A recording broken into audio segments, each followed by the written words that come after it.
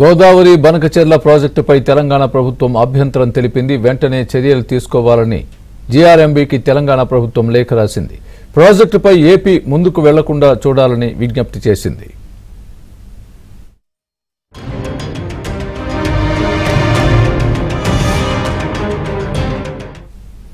ఇదే అంశానికి సంబంధించి పూర్తి అప్డేట్ మా ప్రతినిధి నరసింగరావు చెప్తారు.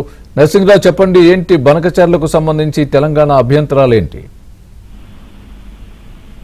స్వామి, తెలంగాణ ప్రభుత్వము ఈ రోజు జీఆర్ఎంబీకి అదే విధంగా పోలవరం ప్రాజెక్టు అథారిటీకి లేఖ రాసింది. ఈ లేఖలో ఏపీ నిర్మించ తలపెట్టినటువంటి పోలవరము బనకచెర్ల అనుసంధాన ప్రాజెక్టు పైన తీవ్ర అభ్యంతరాలను వ్యక్తం చేసింది. వాస్తవానికి ఇటీవల జీఆర్ఎంబీ సమావేశంలోనూ మొన్న జరిగినటువంటి ఇటీవల 3 రోజుల క్రితం జరిగినటువంటి పోలవరం ప్రాజెక్టు అథారిటీ సమావేశంలో కూడా తెలంగాణ ప్రభుత్వం తరఫున నీటిపారుదల శాఖ ENC engineering chief Anil Kumar హాజరయ్యారు. ఈ సందర్భంగా కూడా ఆయన ఆ బనకచెర్ల అంశాన్ని ప్రస్తావించారు.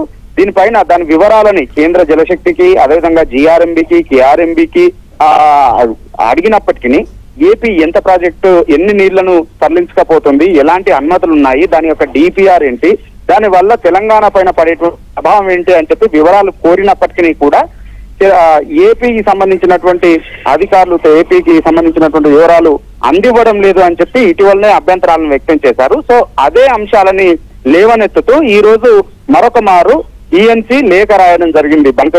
ఈ బనకచెర్ల దానిపైన అభ్యంతరాలను వ్యక్తం చేస్తూ తెలంగాణకి తీవ్ర అన్యాయం జరిగేటువంటి అవకాశం ఉంది. డెడ్ స్టోరేజ్ నుంచి పోలవరం డెడ్ స్టోరేజ్ నుంచి దాదాపుగా 18 టీఎంసీల నీటిని అంటే దాదాపుగా 40,000 క్యూసెక్ నీటిని ప్రతిరోజు తరలించేటువంటి ఏపీ చేస్తుంది. దానివల్ల తెలంగాణకు తీవ్ర అన్యాయం జరుగుతుంది, తీవ్ర ఇబ్బందులు ఎదురయ్యేటువంటి అవకాశం ఉంటుంది అని చెప్పి అభ్యంతరాలను వ్యక్తం చేసింది.